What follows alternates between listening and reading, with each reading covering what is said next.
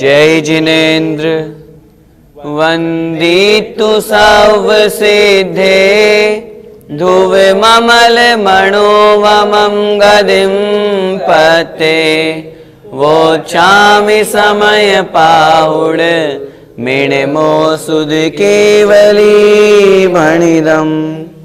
पंच परमेष्ठी भगवान की जय हो। समय सार जी महान ग्रंथादिराज का हम निर्जराधिकार पढ़ रहे हैं। पिछले ज्ञानशाला की कक्षा में हमने समझा था ज्ञानी जीव की परिणति किस प्रकार की होती है। वह किसी भी प्रकार के परिग्रह को स्वीकार नहीं करता, किसी भी प्रकार की कोई इच्छा नहीं करता। चाहे उसे काट दिया जाए, मार दिया जाए, उसके शरीर के ऊपर किसी भी प्रकार का कोई भी उपसर्ग कर दिया जाए तो भी वह अपने आत्म स्वरूप में लीन रहता है। उसकी ऐसी स्थिति, ऐसी अवस्था क्यों बनती है? क्योंकि वह जीव अपने लक्ष्य को प्राप्त करना चाहता है। उस जीव का लक्ष्य क्या है? उत्तम सुख, मोक्ष सुख प्राप्त करना। और उस मोक्ष सुख को प्राप्त करने के लिए आचार्य महाराज यहाँ पर उस ज्ञानी जीव के लिए उपदेश दे रहे हैं कि यदि तुम आत्मा में ही लीन रहोगे, आत्मा में ही संतुष्ट होगे और उसी में तृप्त होगे तो निश्चित रूप से तुम्हें उत्तम सुख मिलेगा। देखिए गाथा क्रमांक 219। एदं मिरदोणिच्चं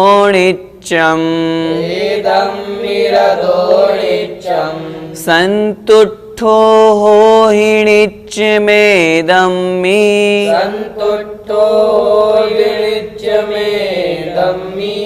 एदेन होहि तित्तो तो हो हदि उत्तमं सौखम। बोलिए एदं मिरदोणिच्चं संतुष्टो होहिणिच्यमेदं एदेन होहि तित्तो तो हो हदि उत्तमं सौखम। एदं मिरदोणिच्चं संतुष्टो होहिणिच्यमेदं एदेन होहि तित्तो तो हो हदि उत्तमं सौखम। आइए गाथा का अर्थ समझते हैं। एदम्मि रदोणिच्यम। एदम्मि अर्थात इसमें किसमें? ज्ञान में। क्योंकि आत्मा का स्वभाव ज्ञान दर्शन रूप स्वरूप है, इसलिए आचार्य भगवान यहाँ कह रहे हैं उस आत्म स्वरूप में। आत्मा का स्वरूप ज्ञान है, इसलिए उस ज्ञान में रदो अर्थात रत हो। रत का तात्पर्य तल्लीन हो जाओ, बस उसी में लग जाओ। नित्यम अर्थात हमेशा, सदा ही, हमेशा उस आत्मा में ही रत हो जाओ। संतुष्टो होई नित्यमेदम्मि। संतुष्टो अर्थात संतुष्ट होई अर्थात हो जाओ। तू संतुष्ट रह। नित्यम नित्य, हमेशा, सदा, किसमें? एदम्मि इसी में। इसमें किसमें? आत्मा में। आत्मा से तात्पर्य अपने ज्ञान स्वरूप में। जो हमने आत्मा का ज्ञायक स्वभाव पढ़ा है, आचार्य भगवान कह रहे हैं बस उस ज्ञायक स्वभाव में ही स्थित हो, उसी में तल्लीन हो और उसी में स्थित हो करके संतुष्ट हो जाओ। तीसरी बात कह रहे हैं एदेन, इस ज्ञान के द्वारा, इस आत्मा के द्वारा होई तित्तो अर्थात हो, तित्त अर्थात तृप्त। इस आत्मा के द्वारा तृप्त हो जाओ, इस ज्ञान से तृप्त हो जाओ। यदि ऐसा करोगे तो क्या होगा? तो मतलब तो तब हो हदि अर्थात होता है अथवा होगा उत्तमम सुखम, उत्तम सुख। यदि इस तरह होता है तो फिर निश्चित रूप से उस आत्मा को उत्तम सुख प्राप्त होता है। आचार्य भगवान यहाँ पर क्या कहना चाह रहे हैं? आचार्य भगवान इन तीन बातों की यहाँ पर चर्चा कर रहे हैं। पहली बात है रत होने की, दूसरी बात है संतुष्ट होने की और तीसरी बात है तृप्त होने की। जहाँ पर लक्ष्य एकमात्र आत्मस्वरूप को प्राप्त करना है, एकमात्र ज्ञायक स्वभाव में स्थित होना है, तब फिर वहाँ पर अन्य पर पदार्थ से कोई मतलब नहीं, न उस तरफ देखना, न जानना, न रागद्वेष रूप परिणति को प्राप्त होना। इसलिए आचार्य भगवान कह रहे हैं बस एक ही काम किस में तल्लीन होना है? तो कहा, एक बार फिर से गाथा का अर्थ देखें, एदम्मि रदो नित्यम। नित्य मतलब हमेशा, सदा सदा के लिए इस आत्मा में ही, इस ज्ञान में ही रत हो जाओ, तल्लीन हो जाओ। संतुष्टो होई नित्यमेदम्मि, नित्य अर्थात नित्य, एदम्मि इस आत्मा में ही संतुष्टो होई, संतुष्ट हो जाओ। एदेन इस ज्ञान से, हो ही अर्थात हो जाओ, क्या? तित्तो अर्थात तृप्त, इस ज्ञान में ही तृप्त हो जाओ। यदि ऐसा होगा तो लहदी उत्तमम सुखम हो हदी, अर्थात होता है उत्तम सुख। यदि इस प्रकार की क्रिया कोई जीव करता है तो फिर वह निश्चित रूप से उत्तम सुख को प्राप्त करता है। इस प्रकार इस गाथा में आचार्य भगवान 3 क्रियाओं को कह करके आत्म स्वरूप में लीन होने की चर्चा कर रहे हैं, जिसके माध्यम से उत्तम सुख की प्राप्ति की जाती है। आइए गाथा का भावार्थ देखें। हे भव्य, यहाँ संबोधन कर रहे हैं आचार्य भगवान, तू इस ज्ञान में सदा रत रह। रत का तात्पर्य तल्लीन हो जा, इसी में तू सदा संतुष्ट रह, इससे ही तू सदा तृप्त रह, अन्य और किसी की वांछा मत कर। ज्ञान में तल्लीनता, संतुष्टि और तृप्ति से तुझे उत्तम सुख होगा, अर्थात उत्तम सुख, मोक्ष सुख की प्राप्ति होगी। भैया जी, यहाँ रत रहने से क्या तात्पर्य है? आचार्य भगवान यहाँ पर आत्म सुख में रहने की महिमा का वर्णन कर रहे हैं। आपने प्रश्न किया, गाथा में जो रत शब्द आया है उससे क्या तात्पर्य है? रत का अर्थ होता है तल्लीन होना। हम कोई भी कार्य करते हैं, सबसे पहले तो उसमें हम अपना लक्ष्य निर्धारित करते हैं। जैसे माना कि हमें कोई ज्ञान प्राप्त करना है या किसी भी वस्तु की प्राप्ति हमको करनी है, तो सबसे पहले तो हमने अपने लक्ष्य बनाया, हमें यह प्राप्त करना है। उस लक्ष्य के पश्चात फिर उसमें हम जुट जाते हैं, जिसे हम कहते हैं ना, जी जान लगा देना, मतलब अपना पूरा जो हम बेस्ट कर सकते हैं वो हम पूरा वहाँ उस वस्तु को प्राप्त करने के लिए करते हैं। उस क्रिया में लग जाने का नाम है रत रहना, जिसे सामान्य भाषा में कहते हैं तल्लीन हो जाना। अर्थात जो हमने लक्ष्य बनाया है बस उसके अलावा और कुछ भी नहीं दिखना, दिन रात एक ही धुन लगना, उसका नाम है रत रहना। यहाँ किसकी बात चल रही है? यहाँ आत्म स्वरूप में रत रहने की बात चल रही है। जब जीव को अपने आत्मिक सुख की प्राप्ति की वांछा होती है, जब वह सोचता है मुझे तो बस कुछ नहीं चाहिए, मुझे तो मोक्ष सुख चाहिए, मुझे तो उत्तम सुख प्राप्त करना है, तो उस उत्तम सुख को प्राप्त करने के लिए वह सब तरफ से अपने विकल्पों को हटा करके एकमात्र आत्म स्वरूप को प्राप्त करने के लिए बस उसी में लग जाता है, उसी में रत हो जाता है, उसी में तल्लीन हो जाता है। उसी का नाम है ज्ञान में रत रहना। भैया जी, यहाँ पर संतुष्ट रहने से क्या तात्पर्य है? संतुष्ट रहने का तात्पर्य है, जैसा कि अभी आपको समझाया गया, कि सबसे पहले तो लक्ष्य निर्धारित किया, लक्ष्य निर्धारित करने के पश्चात उसमें जुट गए, जी जान लगा दी कि मुझे आत्म स्वरूप को प्राप्त करना है, अन्य समस्त पर विकल्पों से दूर होना है। जब वो हमें प्राप्त हो गया तो फिर अब उसी में संतुष्ट हो जाना, उसी में रत हो करके बस उसी में आनंद की डुबकी लगाना, इसका नाम है संतुष्ट होना। यहाँ पर ज्ञान में संतुष्ट होने की बात चल रही है। ज्ञान में संतुष्ट होने से तात्पर्य है आत्मा का स्वभाव है ज्ञान दर्शन।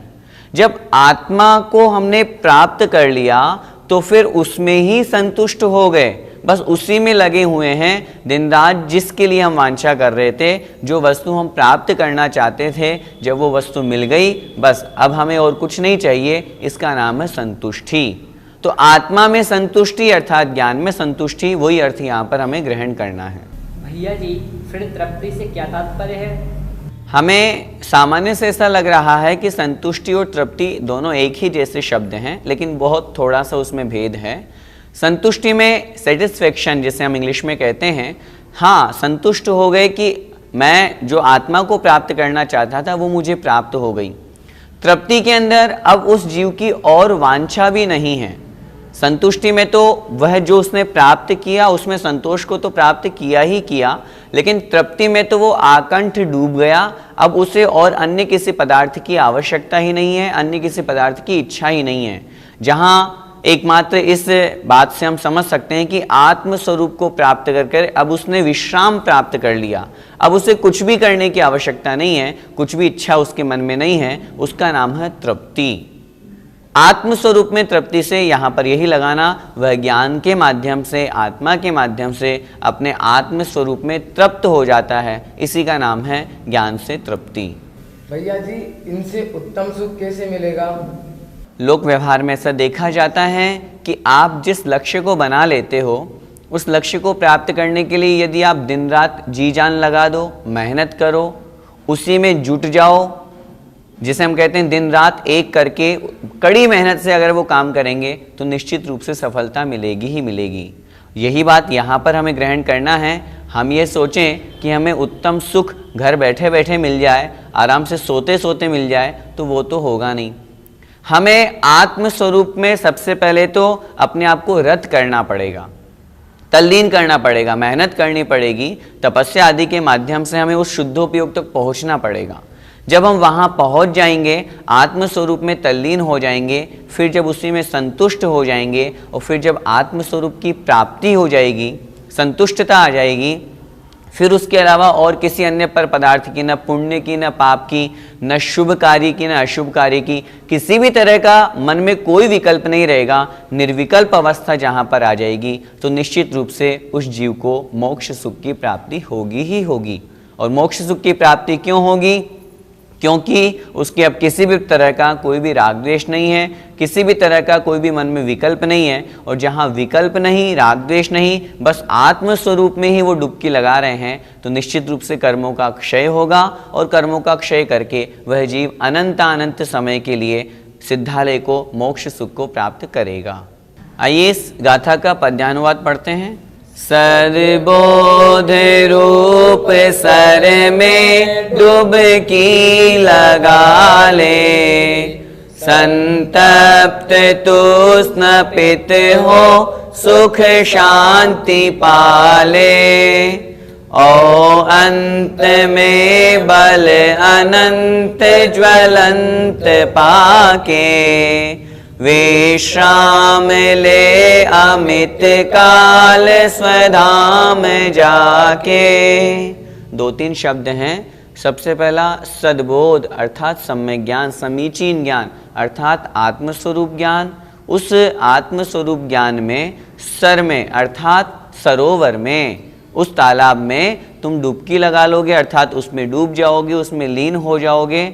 संतप्त होकर के स्नपित अर्थात स्नान करोगे तो सुख शांति को वह जीव प्राप्त कर लेता है। और फिर अंत में अनंत ज्वलंत जो बल है अर्थात शक्ति है, सुख है, उसको वह जीव प्राप्त करके ऐसा विश्राम लेता है जो अमित अर्थात अनंतानंत काल के लिए है, जो उस जीव का स्वधाम अर्थात अपना स्थान है, ऐसे आत्मस्वरूप को प्राप्त अर्थात सिद्धालय को प्राप्त कर लेता है। अब यहाँ पर आचार्य भगवान कह रहे हैं कि जिस आत्मस्वरूप को, जिस ज्ञायक स्वभाव को यह जीव प्राप्त करना चाहता है, सामान्य से वह ज्ञान 5 प्रकार का है। उन 5 प्रकार के ज्ञान में भी वह आत्मा के ज्ञान को ही प्राप्त करना चाहता है। परमार्थ पद तो ज्ञान पद ही है, वही अगली गाथा में कह रहे हैं। देखें, आभिणी सुदोहि मण, आभिणी सुदोहि मण, केवलं च तं होदि एकमेव पदम्, केवलं च तं होदि एकमेव पदम्, सो एसो परमेठो, सो एसो परमठो, सो एसो परमठो, सो एसो परमठो, जम लहिदुम निवुदिम जादी, जम लहिदुम निवुदिम जादी। बोलिए, आभिणी सुदोहि मण, केवलं च तं होदि एकमेव पदम्, सो एसो परमेठो, जम लहिदुम निवुदिम जादी। आभिणी सुदोहि मण, केवलं च तं होदि एकमेव पदम्, सो एसो परमठो, जम लहिदुम निवुदिम जादी। गाथा का अर्थ समझें। आभिणी सुदो ही मण, आगे दिया है केवलम। यहाँ तक 5 प्रकार का जो ज्ञान का स्वरूप बताया वो कह रहे हैं। आभिणी अर्थात आभिनिबोधिक ज्ञान जिसे हम कहते हैं मति ज्ञान, सुध अर्थात शुद्ध ज्ञान, ओहि अर्थात अवधि ज्ञान, मण अर्थात मनः परे ज्ञान, केवलम च और केवल ज्ञान। तम अर्थात ये पांचों, होदि मतलब होते हैं, एकमेव पदम एक ही पद। ज्ञान है, ज्ञान के ये 5 भेद हैं, मति ज्ञान, श्रुति ज्ञान, अवधि ज्ञान, मनः परे ज्ञान और केवल ज्ञान। वास्तव में तो ये एकमात्र ज्ञान ही है, एक ही पद वाले ज्ञान हैं। सो ऐसो परमठो, सो मतलब वह, ऐसो मतलब यह, वास्तव में यही परमठो अर्थात परमार्थ है।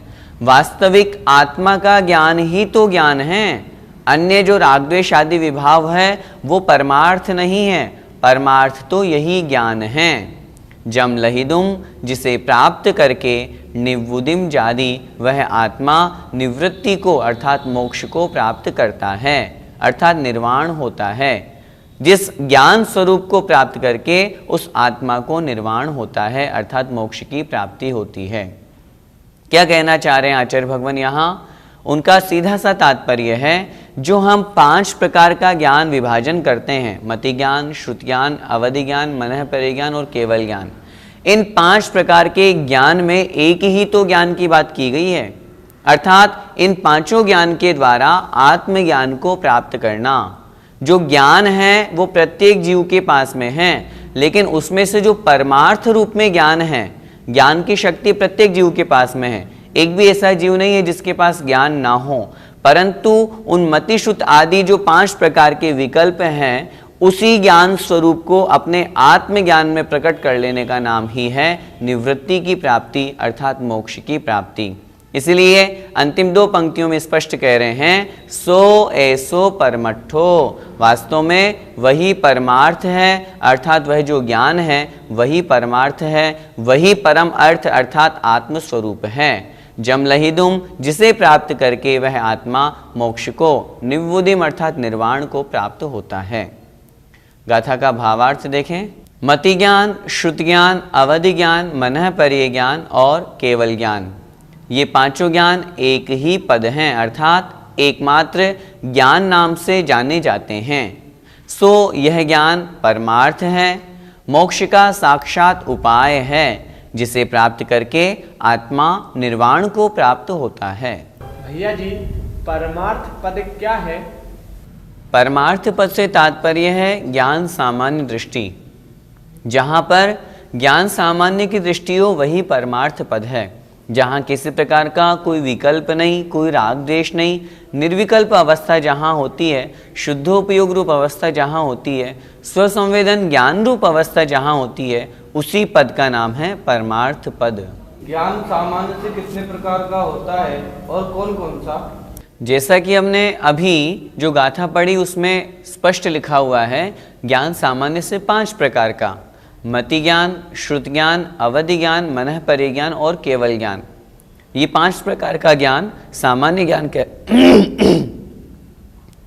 यह 5 प्रकार का ज्ञान सामान्य ज्ञान कहलाता है। इनकी हम संक्षिप्त में परिभाषा समझते हैं।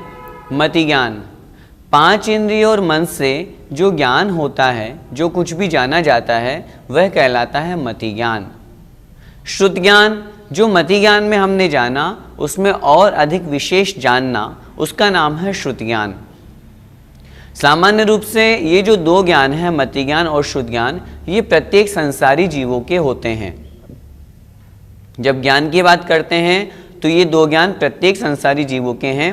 अब यदि वो सम्यक दृष्टि है तो मति श्रुत ज्ञान होंगे, यदि मिथ्या दृष्टि है तो मत्य ज्ञान अथवा श्रुता ज्ञान, जिसे सामान्य से हम अपनी भाषा में कुमति कुश्रुत ज्ञान कहते हैं।